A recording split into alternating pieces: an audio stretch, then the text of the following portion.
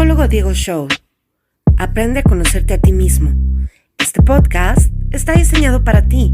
Los psicólogos Diego Beltrán y Diego Lucero estarán para ayudarte en temas de vanguardia como el comportamiento cognitivo, emocional o social de las personas, grupo o comunidad. No te lo pierdas, te esperamos.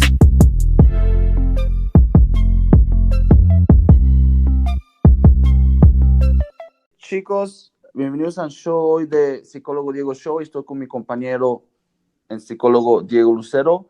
Hoy vamos a hablar del tema de la neurosis. ¡Arriba los neuróticos! Tocayo, antes que empecemos con el tema de la neurosis y de los neuróticos, yo me considero un poco neurótico y yo no creo que hay nada mal con tener rasgos neuróticos, ¿no? Muchas personas a veces piensan que tiene como connotación negativa, ¿no? Por ejemplo, es una neurótica o es un neurótico, un dramático, pero yo no creo que todo es malo. Para ti, Tocayo, vamos a empezar, ¿no? La neurosis. Lo que quiero hacer en este episodio es que estaría hablar como la parte de neurótico yo. Bien, entonces me parece perfecto. Esperemos de que sea de su agrado el día de hoy la charla, el neurótico como tal. No sé si lo vamos a ver psicoanalíticamente. Básicamente el psicoanálisis es el que habló mucho y extensamente sobre la neurosis y fue un tema bastante bien desarrollado por Sigmund Freud. Vamos a ver en qué perspectiva psicoanalítica nos podemos mover acerca de la neurosis. Yo manejo principalmente la psicoanalítica freudiana y lacaniana. Esperemos de que pues, sea de su agrado lo que vamos a tener el día de hoy. ¿Con qué empezamos, mi estimado Tocayo? Primero, vamos a explicarles qué es la neurosis y por qué la gente les da neurosis. Por ejemplo, si vamos al área de psicoanálisis, la neurosis viene diciendo que es un desequilibrio tus emociones o cómo enfrentas ciertas cosas. Y también viene diciendo Freud que muchas personas llegan a tener esta neurosis o son neuróticos porque es la mascarilla que ellos usan ante la sociedad por las pautas y las normas que existen. ¿Qué opinas de esto, Tocayo? Pues en realidad la parte de la neurosis, Freud decía que todo el mundo somos neuróticos, exacto, ¿no? De hecho, desde antes de la interpretación del libro de la interpretación de los sueños, él ya tenía en estudios sobre la histeria, él hablaba un poquito acerca de la neurosis y cómo es de que se forma el síntoma. Básicamente en estudios sobre la histeria empezó a hablar cómo es de que el síntoma es ocasionado debido a algo que las personas tienen reprimido. Y la neurosis, básicamente, desde la perspectiva de Freud, es ocasionada porque nosotros no somos libres. Finalmente no somos capaces de hacer todo lo que deseamos. Y este impulso por querer hacer todo lo que nosotros necesitamos hacer y queremos hacer, y la imposibilidad de podernos realizar plenamente con todos nuestros instintos, es lo que produce la neurosis. Por eso mismo dice Freud que todo el mundo somos neuróticos, porque finalmente las personas no pueden llevar a cabo todo lo que necesitan. Y de hecho, gracias a ese concepto tan básico de la represión y de la neurosis, es de que se forma otro gran libro que tiene Freud, que es el de El malestar en la cultura, que llega a traer directamente la neurosis como algo suplementario, como algo que es fundante tanto de la cultura como también al mismo tiempo le genera el malestar. Finalmente, la neurosis lo que produce es una represión y esta represión lo que busca es su huida, y una de las formas en las cuales la cultura se promueve y se desarrolla es gracias a que nosotros tenemos represión. Esa represión genera un dinamismo psíquico que va a ocasionar de que las personas estén buscando hacer muchas cosas a la vez y estén buscando desarrollarse, concluirse, planificarse, y dentro de esa perspectiva de planificación, de querer ser ellos mismos lo que tienen dentro, es de que pues colabora culturalmente y colabora hacia la sociedad. Finalmente la neurosis es fundante del ser humano para poder tener pues la función de producción, pero al mismo tiempo la neurosis es aquella que nos va a ayudar mucho a que las personas finalmente vayan en búsqueda de su placer, en búsqueda del placer, y se genere este principio de placer básicamente. Hay muchas cosas involucradas dentro de la neurosis. La neurosis en realidad es lo que nos hace poder convivir también con otro ser humano, porque nos permite desarrollar en esta fase de represión la inhibición necesaria para poder generar la convivencia. Entonces, básicamente la neurosis es digámoslo así, es nuestra enfermedad, pero al mismo tiempo es aquella que nos ayuda a desenvolvernos con otros. Curiosamente es paradójico, pero lo que pudiera ser algo que se considera como malo, dentro de la perspectiva freudiana, pues se considera algo fundante de la cultura y es algo que nos va a ayudar a poder convivir con otra persona y al mismo tiempo de que nosotros pues finalmente podamos establecernos en sociedad. Entonces, si nosotros hablamos de la neurosis como enfermedad, directamente de lo que se cree, así como dijiste, de que es algo que se ha secularizado, de que es algo negativo, pudiéramos verlo desde la perspectiva freudiana como algo demasiado necesario y algo que nos ayuda a podernos establecer con otro ser humano. Y también, digámoslo así, nosotros podemos inclusive llevar esta perspectiva neurótica en la convivencia de las personas.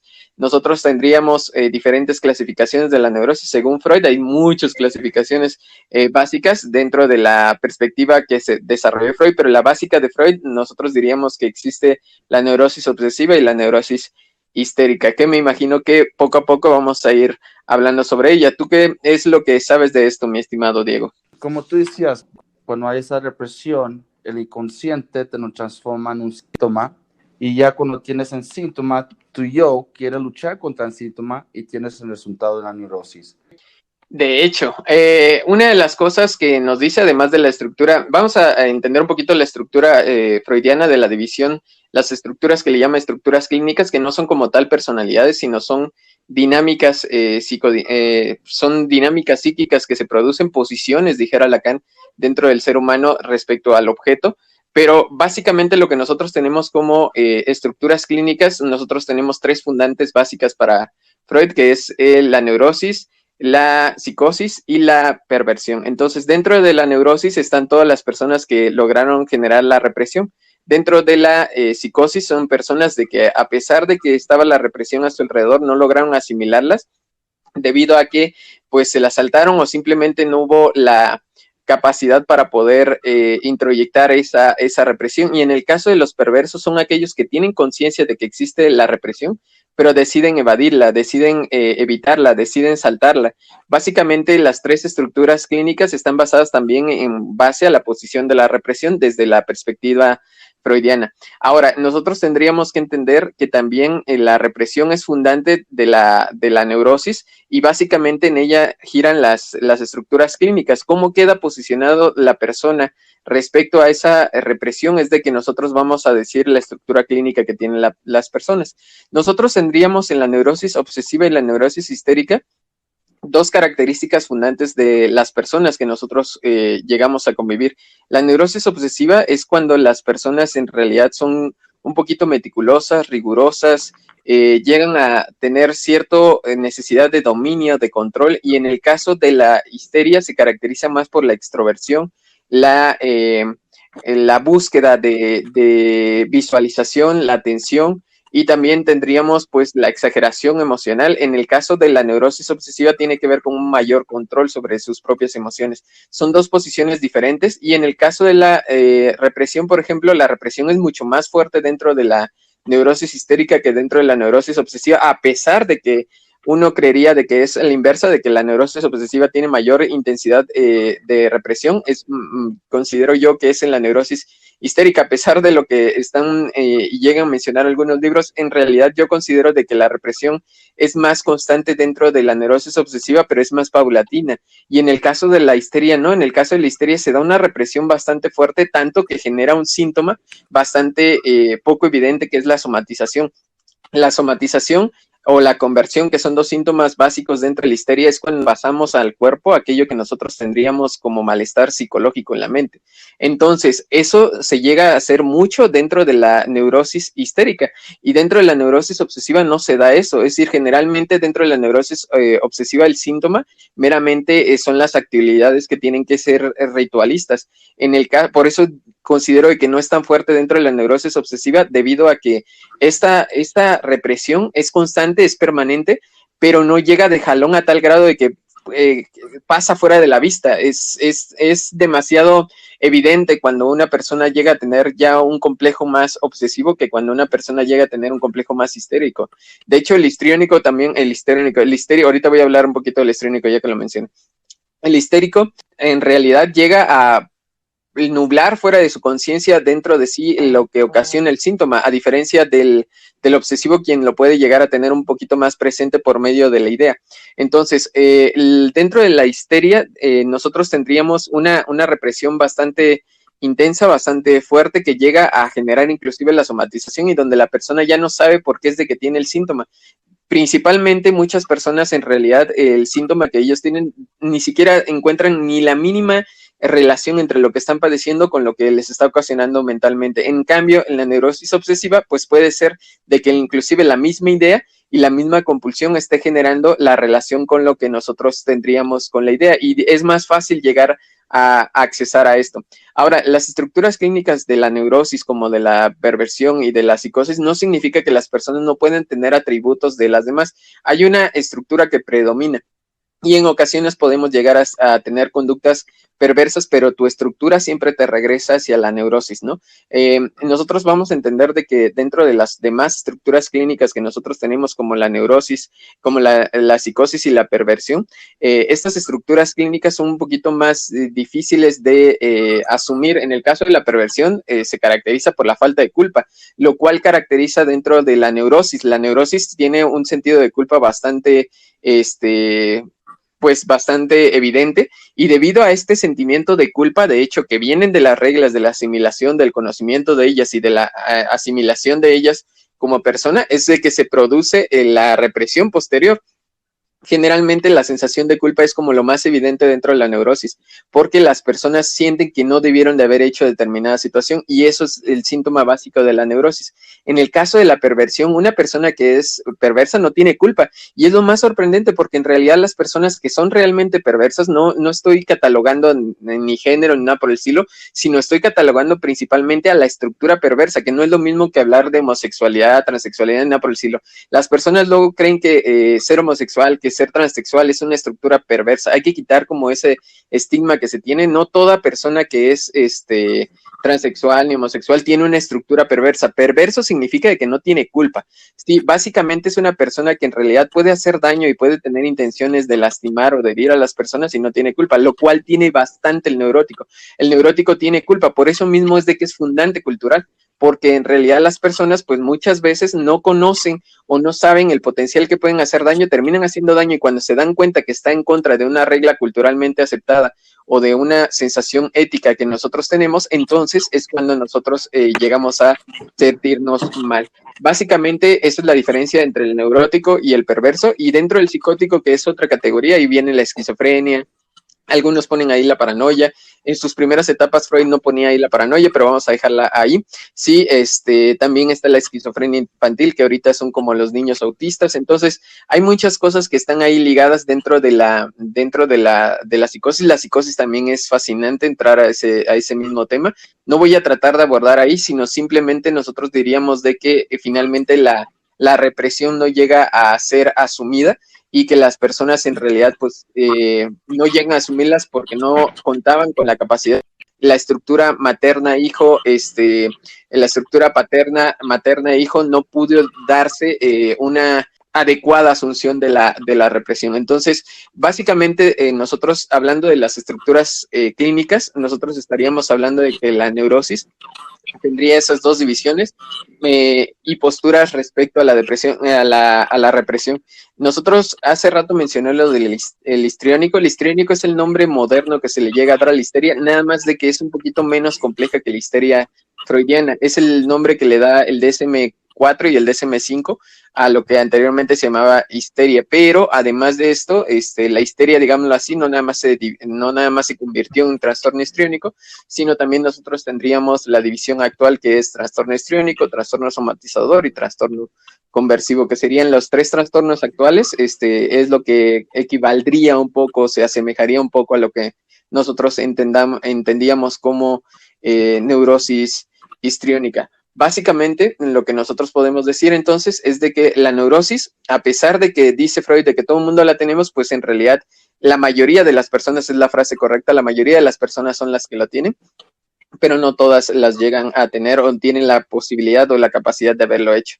Muchas veces la estructura depende de la convivencia que nosotros tengamos con los padres, es lo que va a generar las distintas posiciones que nosotros vamos a tener. En cuanto a esa explicación de las posiciones, a mí me gusta más Lacan en cuanto a la asimilación de la represión y el nombre del padre o la figura paterna, que es lo que nosotros entenderíamos, que es el que va a generar esta asimilación de la represión. Lacan habla de 3 momentos básicos para los cuales se llega a dar esta represión en algo fascinante que todo el mundo conoce, que está bien secularizado, que es el complejo de Edipo. El complejo de Edipo finalmente se realiza y se sepulta bajo la neurosis. La neurosis es la única que puede sepultar este complejo edípico. Básicamente es lo que nosotros tendríamos en cuanto a la información para que puedan entender las personas que nos escuchan, que es la neurosis a grandes rasgos, mi estimado Diego. Bueno, lo único que a mí me gustaría agregar, porque fue una explicación muy buena y clara, es de que sí, también una diferencia muy importante entre la neurosis y la psicosis es de que cuando en los momentos cuando una persona tiene una psicosis, completamente pierden este tacto con la realidad. Y cuando la persona aún está teniendo estos episodios de neurosis, aún siguen en este mundo de la realidad. Simplemente están teniendo un episodio, pero no tan grave como en de psicosis que ya pierdes todo. También en esta parte donde tú mencionas del trastorno perverso. La estructura perversa. La estructura perversa y el neurótico. ¿Qué pasa con estas personas? Por ejemplo, soy un chico normal, llego a tener una situación sexual con una persona y me doy cuenta que hice algo perverso, pero nunca lo he hecho antes. Si una persona llega a hacer estas acciones una vez o 2 veces, ¿ya se consideran perversos? No, de hecho la estructura la define el continuo. Básicamente lo que las personas llegan a hacer y la posición que tienen en cuanto al falo. Mira, en cuanto a la perspectiva lacaniana, las estructuras son como un poquito más evidentes, cómo quedan las personas posicionadas respecto a lo que denomina falo.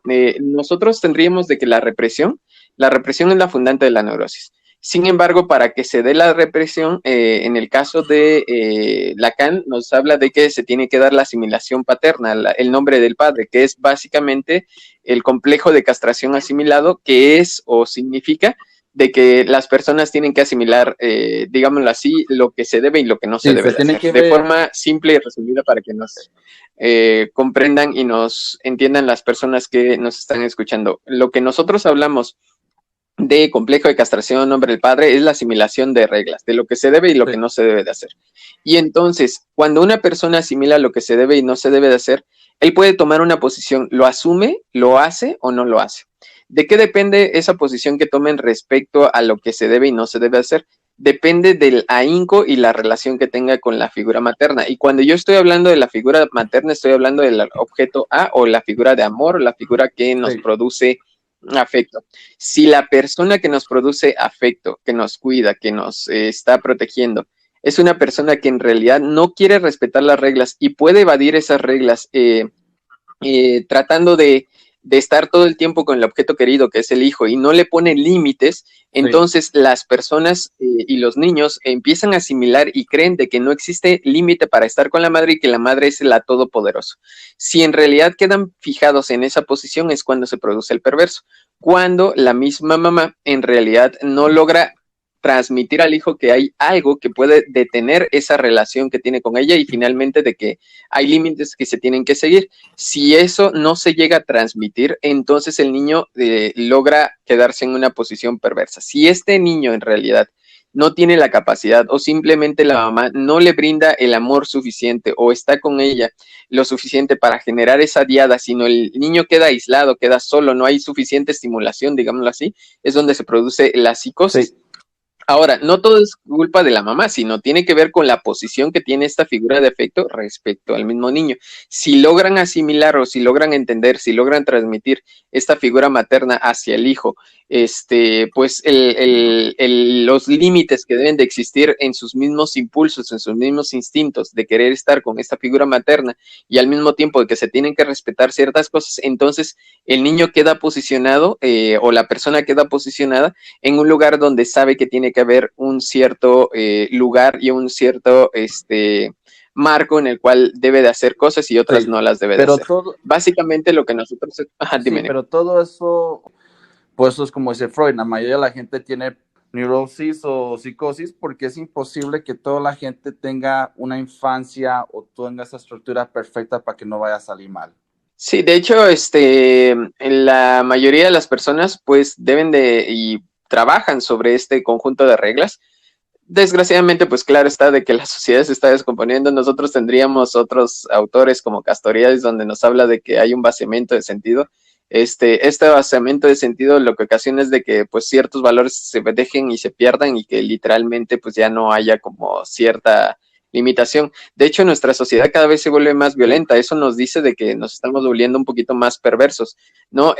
Finalmente, la neurosis es como el componente más, con más auge dentro de la población, por eso mismo seguimos existiendo, y en menor proporción ya viene la perversión y por último la psicosis, pero finalmente lo que nos ayuda en la interacción con otro ser humano es esto. Ahora, ¿cómo juegan las estructuras? Es muy chido, porque las personas, no porque en realidad sean las personas perversas, no significa que no interactúen y no puedan convivir con una persona neurótica. Al contrario, una de las cosas que más se sabe es de que a los neuróticos les encanta a los perversos.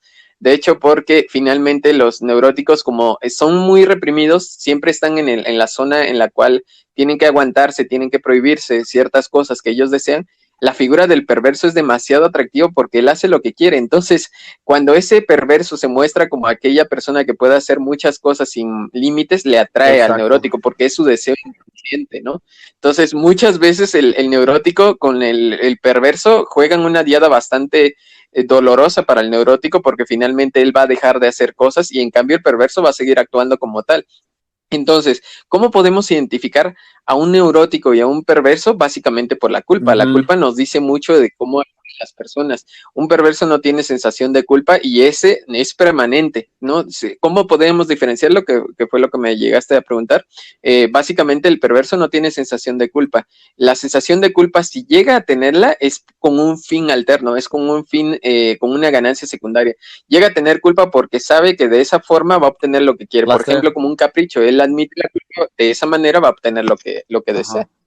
Dime, mi No, estimado. puede, o sea, está agregando lo que tú dijiste, ¿no? Que con esa culpa va a tener lo que quiere, que va a conseguir placer. Sí, claro. Ajá. De hecho, básicamente las personas perversas, en realidad, ellos viven bajo el principio del placer también porque básicamente, pues ellos no tienen represión y el neurótico con un histérico, híjole, les cuesta bastante trabajo la vida porque no se aguantan, los dos neuróticos entre sí no se aguantan. Finalmente, se le vuelve muy atractivo el perverso no va a sentir culpa, finalmente, va a estar yendo de aquí para allá, pero le es más fácil al neurótico convivir con el perverso debido a que no tiene reglas que seguir. Entonces, aquel hace lo que desea, va a estar sufriendo. Sin embargo, a pesar de eso, el neurótico, el perverso da espacios, ¿no? Lo cual el neurótico no. Todo neurótico busca el control porque la represión es fundante también de control. Sí. Entonces, se buscan controlar entre ellos. Es la diferencia del neurótico. Los neuróticos entre sí se buscan autocontrolar y controlar a la otra persona. En cambio, el perverso no busca literalmente el control, sino simplemente busca el placer.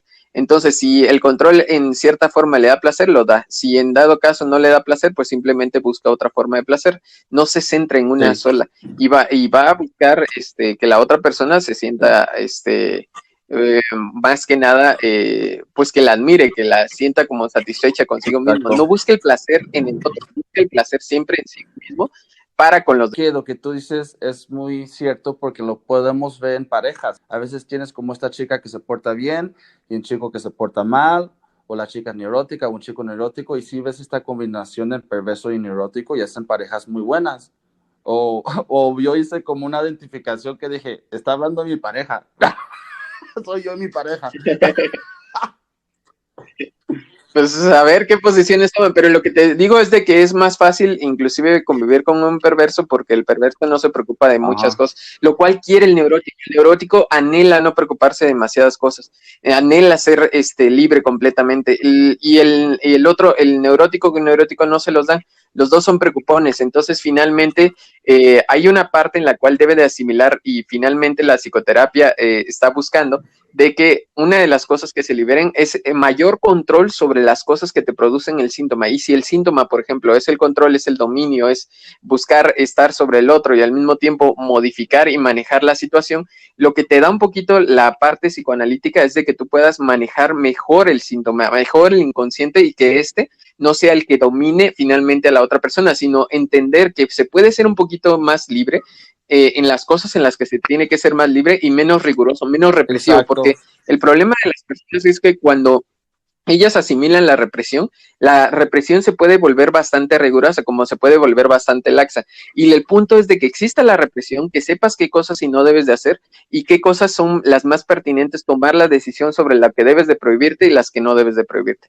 Básicamente lo que nosotros buscamos es de que la persona se descubra en ese inconsciente, en esas ideas que tiene ahí prohibidas, que las maneje y él las autoriza cuando sea necesario, pero no que éstas invadan su vida involuntariamente y en realidad la perjudiquen para no la realización no absoluta de todos sus deseos. Entonces, cuando nosotros buscamos ese punto medio es cuando las personas se vuelven responsables sobre la otra persona, pero al mismo tiempo no son tan rigurosos para poder dominar y controlar al otro ser humano. Entonces la perversión se vuelve muy atractiva, pero al final es dolorosa. Y las personas neuróticas que en realidad están en esa situación, lo mejor sería como controlar esta parte represiva que desplazan no solamente hacia sí mismos, cuando la aprenden la quieren desplazar hacia los otros, tratando de controlar la vida de los demás, lo cual se vuelve bastante difícil y problemático. Por eso luego los neuróticos entre sí no se aguantan, porque finalmente creen y sienten que pueden tener la vida de otra persona en sus manos gracias a la represión al mismo tiempo que la asimilan, la proyectan en el otro y se vuelven así de rigurosos consigo mismo, se vuelven rigurosos con los demás. Sí,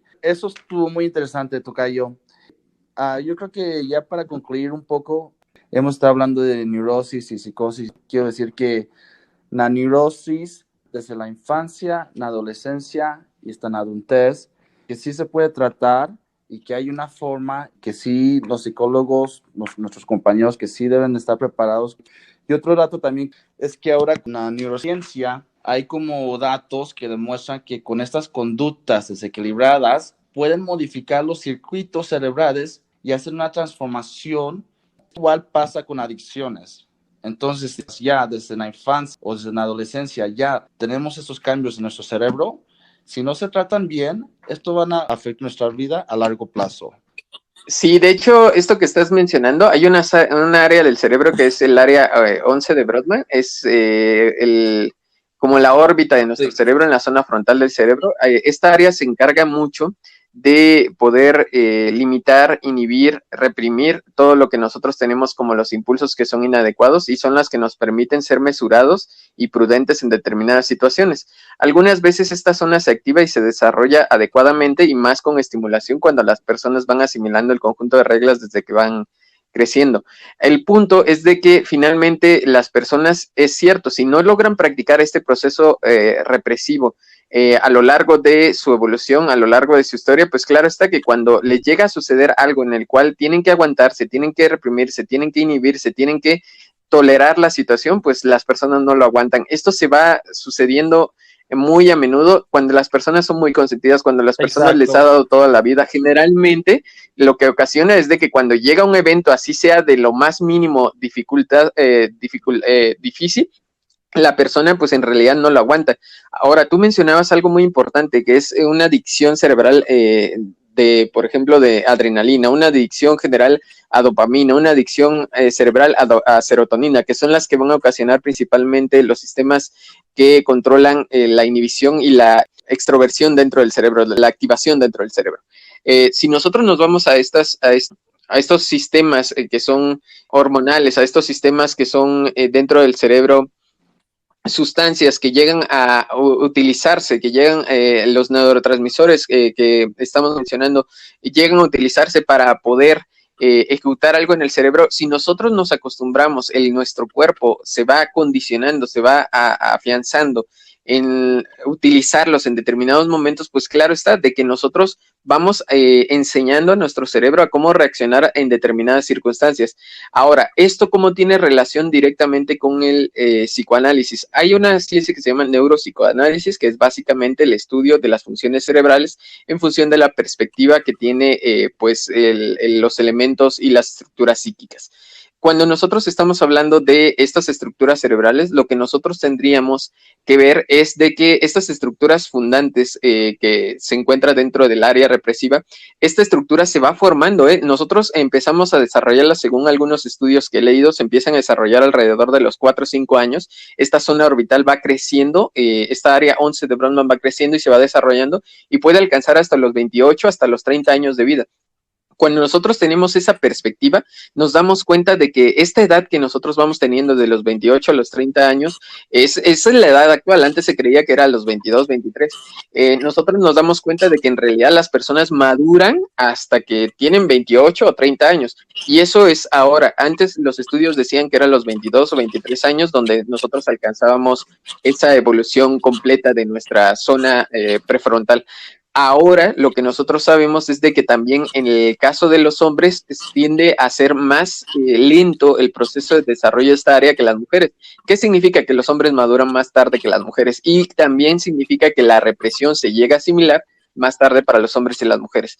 Si hay una causa específica por la cual las mujeres los prefieren mayores, digámoslo así, es porque finalmente la evolución de un hombre, y también inclusive hombres con hombres o mujer con mujer, siempre las personas que son mayores tienen mayor desarrollada esta zona de la prudencia, digámoslo así. Entonces son más prudentes, son más amables, son más, piensan razonablemente mejor, claro, está siempre y cuando hayan tenido la estimulación. Hay quienes no se desarrollan. Exacto. Entonces hay personas de que hay quienes sí en realidad sí lo desarrollaron, pero les llega a traer esa clase de personas porque lo tienen un poquito más mesurado, y eso llama mucho la atención. Pero al mismo tiempo esta área que nosotros estamos hablando, la represiva, también llega a funcionar de forma diferente. Además de que se estimula para poder reprimirte, para poder inhibirte y ser más mesurado, también esta área es una de las áreas que está más desarrollada, por ejemplo, en el caso del perverso.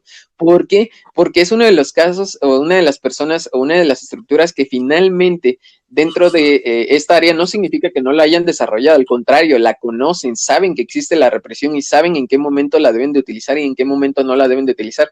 ¿Por qué? Porque para ser represivos y no sentir culpa, ellos manejan adecuadamente esa área que nosotros tenemos en el área prefrontal, y entonces la manejan de tal forma de que inhiben un estímulo culposo, inhiben determinada cosa que les puede generar pues dolor, y lo que hacen es cambiarla, transitarla, moverla hacia otra reacción hormonal dentro del cuerpo. Entonces dan órdenes diferentes hacia el sistema emocional que nosotros tenemos, que es el sistema límbico, da una orden diferente hacia el sistema hipofisiario hipotalámico, que es el que va a segregar prácticamente las órdenes emocionales dentro del cuerpo, y es lo que vamos a sentir. Entonces esas órdenes vienen dentro del lóbulo frontal, y si el perverso los ha sabido manejar es porque también lo tiene bastante bien desarrollado.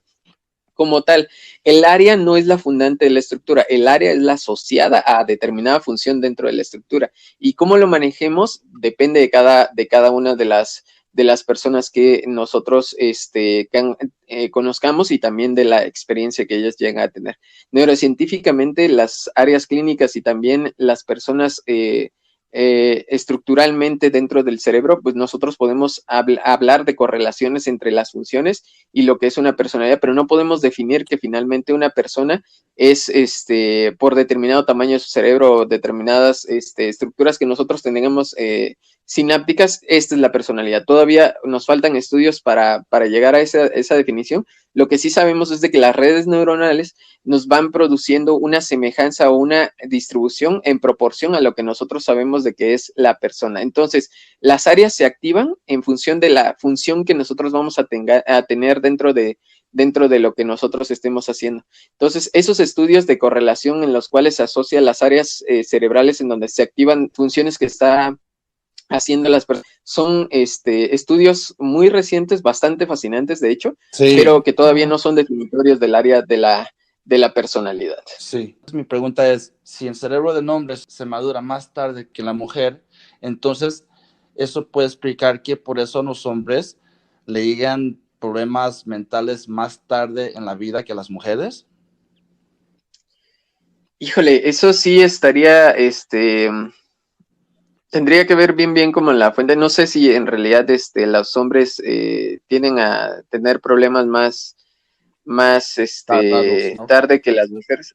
Ajá, lo que sí te puedo decir es de que el umbral del dolor del hombre es mucho menor que el de la mujer. ¿Qué significa esto? De que el hombre en realidad tolera menos el dolor que la mujer. La mujer en realidad de zona de inhibición es mucho más alta. Se desarrolla más rápido y por eso mismo el umbral de dolor es mucho más amplio que el del hombre. El hombre con poquito ya se está muriendo, sí, y la mujer tiende a aguantar mucho más, son más fuertes. Uno pensaría que el hombre es el rudo, pero no, en realidad las mujeres son más fuertes mentalmente debido a que, pues lo que nosotros sabemos es de que la represión que tienen ellas es un poquito más rápida que en el caso, el desarrollo de esa zona es un poquito más rápido que el de el hombre. El hombre sufre más, sí, por cualquier cosa, le afecta mucho más de jalón. Claro está que culturalmente se lo calla más, pero tiende a sufrir, no significa que sean unos exagerados dramáticos histéricos, pero finalmente tiene su umbral de dolor mucho más pequeño debido a que su evolución o madurez cerebral es mucho más lenta, ¿no? Que en el caso de la mujer, que en realidad pueden aguantar mayor clase de dolor, además de que su zona de inhibición de la mujer es sorprendente desde pequeñas edades. Por eso mismo es de que dicen que no te metas con una mujer porque te lo cambian rápido, porque su inhibición, su capacidad de cambiar de un momento a otro, de inhibir una parte para meterse a otra,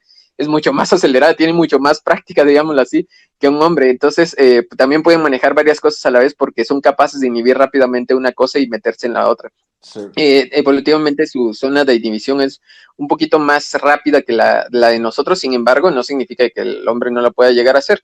De hecho, como les decía, el perverso regularmente piensa y inhibe muy rápido una cosa y se mete rápido a la otra porque su función también está muy desarrollada. Ok, me encantó esa analogía que hiciste de cómo la mujer pues aguanta más dolor porque ya tiene eso más desarrollado. Y sí, o sea, wow, eso me explotó en la mente. Bueno, tocayo, hemos terminado por hoy. Muchas gracias por todo. Otro episodio, otro show increíble. No, al contrario, muchas gracias a ti. Vamos a estarnos viendo las siguientes semanas con otros temas interesantes. Va que va, tocayo, descansa. Igual, cuídate, suerte. Nos vemos. Gracias.